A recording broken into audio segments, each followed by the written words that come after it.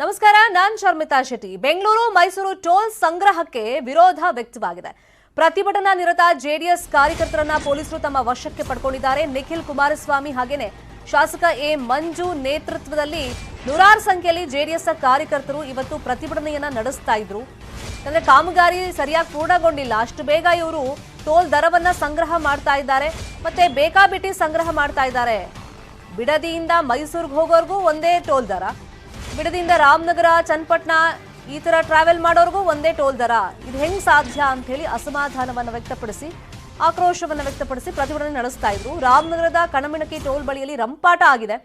ಪೊಲೀಸರ ಜೊತೆ ಕಾರ್ಯಕರ್ತರು ತಳ್ಳಾಟ ನೂಕಾಟ ಮಾಡಿದ್ದಾರೆ. ಇದು 40% ಸರ್ಕಾರ ಅಂತೆಲ್ಲ ಜೆಡಿಎಸ್ನ ಕಾರ್ಯಕರ್ತರು ಧಿಕ್ಕಾರ ಕೂಗಿದ್ದಾರೆ. ಕೊನೆಗೆ ಎಲ್ಲರನ್ನೂ ಪೊಲೀಸರು ತಮ್ಮ ವಶಕ್ಕೆ ಪಡ್ಕೊಂಡಿದ್ದಾರೆ.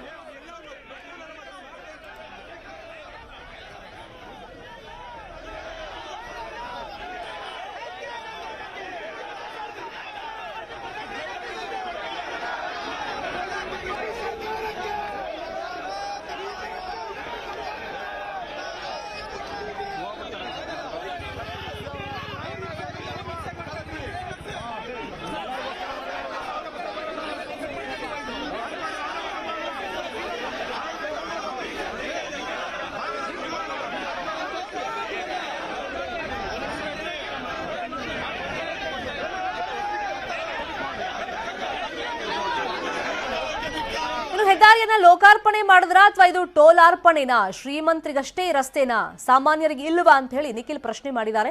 ನಿಖಿಲ್ ಕುಮಾರಸ್ವಾಮಿ ಅವರನ್ನ ನಮ್ಮ ಪ್ರತಿನಿಧಿ ಗಂಗಾಧರ್ ಮಾತನಾಡಿಸಿದ್ದಾರೆ, ನೋಡೋಣ. ದೂರಾಟ ಮಾಡಲಾಗ್ತಾ ಇದೆ ಅಂತೇಳಿ ಅಸಮಾಧಾನವನ್ನು ವ್ಯಕ್ತಪಡಿಸ್ತಾ ಇದ್ದಾರೆ. ನಮ್ಮ ಜೊತೆ ಈಗ ನಿಖಿಲ್ ಕುಮಾರಸ್ವಾಮಿ ಇದ್ದಾರೆ, ಅವ್ರನ್ನೇ ಮಾತಾಡ್ತೀನಿ. ಸರ್, ನೀವು ಕೂಡ ಪ್ರತಿಭಟನೆಯಲ್ಲಿ ಭಾಗಿಯಾಗಿದ್ದೀರಿ. ರಾಜ್ಯ ಸರ್ಕಾರ ಮತ್ತೆ ಕೇಂದ್ರ ಸರ್ಕಾರದ ಅಸಮಾಧಾನ ಆಕ್ರೋಶವನ್ನು ವ್ಯಕ್ತಪಡಿಸ್ತಾ ಇರುವಂತದ್ದು, ಹಗಲು ದೂರಾಟ ಮಾಡಲಾಗ್ತಾ ಇದೆ ಟೋಲಲ್ಲಿ ಅಂತ. ಇವತ್ತಿನ ಈ ಒಂದು ಬೆಂಗಳೂರು ಮೈಸೂರು ರಾಷ್ಟ್ರೀಯ ಹೆದ್ದಾರಿಯ ಟೋಲಿನ ಕಲೆಕ್ಷನ್ ವಿಚಾರವಾಗಿ ಈ ಒಂದು ಪ್ರತಿಭಟನೆ ಪಕ್ಷಾತೀತವಾದಂತ ಒಂದು ಪ್ರತಿಭಟನೆ. ಇದು ಪ್ರತಿಯೊಬ್ಬ ಕನ್ನಡಿಗರನ್ನು ಇರ್ತಕ್ಕಂಥ ಒಂದು ಆಕ್ರೋಶ.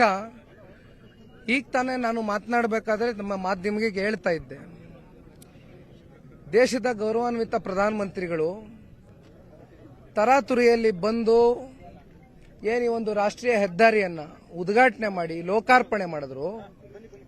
ಇದು ಲೋಕಾರ್ಪಣೆ ಮಾಡಿದ್ರ ಅಥವಾ ಟೋಲಾರ್ಪಣೆ ಮಾಡಿದ್ರ ಅಂತಕ್ಕಂಥದ್ದು ಇವತ್ತು ಜನಸಾಮಾನ್ಯರಲ್ಲಿ ಕಾಡ್ತಾ ಇರ್ತಕ್ಕಂಥ ಒಂದು ಯಕ್ಷ ಪ್ರಶ್ನೆ. ಏನು 135 ರೂಪಾಯಿ ಇವತ್ತು ಟೋಲ್ ಚಾರ್ಜಸ್ ಕಲೆಕ್ಟ್ ಮಾಡ್ತಾ ಇದ್ದಾರೆ. ಅದು ಫಾಸ್ಟ್ ಆಗಿರೋ ಅಂತವ್ರಿಗೆ 135 ರೂಪಾಯಿ, ಇಲ್ಲದೆ ಇರೋ ಅಂತವ್ರಿಗೆ ಡಬಲ್ ದ ಚಾರ್ಜಸ್ 270 ರೂಪಾಯಿ. ಈಗ ನನ್ನ ಪ್ರಶ್ನೆ ಏನಂದ್ರೆ, ಇಲ್ಲಿ ನನ್ನ ಪ್ರಶ್ನೆ ಬಂದು 20 ಕಿಲೋಮೀಟರ್ ಡಿಸ್ಟೆನ್ಸ್ ಹೋಗೋನ್ಗೂ 120 ಕಿಲೋಮೀಟರ್ ಡಿಸ್ಟೆನ್ಸ್ ಹೋಗೋನ್ಗೂ ಒಂದೇ ಚಾರ್ಜಸ್ಸಾ? ಅಷ್ಟೇ ದುಡ್ಡು ಕಟ್ಟಬೇಕಾ? ಒಂದು. ಎರಡನೇದು, ಸರ್ಕಾರದ ಗೈಡ್ಲೈನ್ಸೇ ಇವತ್ತು ಮಾಡಿರ್ತಕ್ಕಂಥದ್ದು. ಕಾನೂನಾತ್ಮಕವಾಗಿ ನಾವು ಚರ್ಚೆ ಮಾಡ್ತಕ್ಕಂಥದ್ದಾದ್ರೆ, ಸರ್ವಿಸ್ ರಸ್ತೆಯನ್ನ ಯಾತಕ್ಕೋಸ್ಕರ ನೀವು ಸರ್ವಿಸ್ ರಸ್ತೆ ಕೊಡ್ತೀರಿ?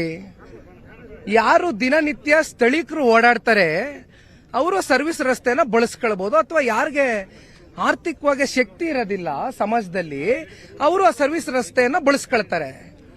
ಇವತ್ತು ಬಹಳ ಜನ ರೈತರುಗಳಿರ್ಬೋದು, ತುಂಬಾ ಜನ ಇವತ್ತು ಬೆಂಗಳೂರಿಗೆ ಉದ್ಯೋಗದ ಒಂದು ದೃಷ್ಟಿಯಲ್ಲಿ ಬಹಳ ಜನ ಯುವಕರುಗಳು, ಸ್ಟೂಡೆಂಟ್ಸ್ಗಳು ಬಹಳ ಜನ ಇವತ್ತು ಬೆಂಗಳೂರಿಗೆ ಟ್ರಾವೆಲ್ ಆಗ್ತಾರೆ. ಲೆಕ್ಕ ಹಾಕೊಳ್ಳಿ, ನೀವು 270 ರೂಪಾಯಿ ಒಂದ್ ದಿನಕ್ಕೆ ಕೊಟ್ಬಿಟ್ಟು ರಾಮನಗರದವರು, ಚನ್ನಪಟ್ಟಣದವರು ಅಥವಾ ಮದ್ದೂರವರು, ಮಂಡ್ಯದವರು ಹೋಗಿ ಬರಬೇಕು ಅಂದ್ರೆ ನೀವು 8-9-10 ಸಾವಿರ ರೂಪಾಯಿ ನೀವು ಬರೀ ಟೋಲ್ಗೆ ಕೊಟ್ರೆ ಅವರು, ಮತ್ತೆ ಅವರು ದುಡಿತಕ್ಕಂತ ಕಾಸು 60-70% ಇವತ್ತು ಹಗಲ್ ದರೋಡೆ ಆಗ್ತಾ ಇದೆ. ಇವತ್ತು national highway authority of India ಇಂದ ನೀವೇ ಗೈಡ್ಲೈನ್ಸ್ ಗಳು ಮಾಡ್ಕೊಂಡಿದ್ದೀರಿ. 50 ಕಿಲೋಮೀಟರ್ ರೇಡಿಯಸ್ ಅಲ್ಲಿ ಏನಾದ್ರೂ ಅಪಘಾತಗಳು, ರಸ್ತೆ ಅಂದ ಮೇಲೆ ಅಪಘಾತಗಳು ನಡೀತಕ್ಕಂಥದ್ದು ಕಾಮನ್ ಆಗಿ ನಡೀತಿದೆ. ಕುಮಾರಸ್ವಾಮಿ ಅವರ ಮಾತು. ಕ್ಯಾಮರಾ ಪರ್ಸನ್ ಉಷಾ ಜೊತೆ ಗಂಗಾಧರ್ ವಕ್ತ, ನ್ಯೂಸ್ 18 ಕನ್ನಡ, ರಾಮನಗರ.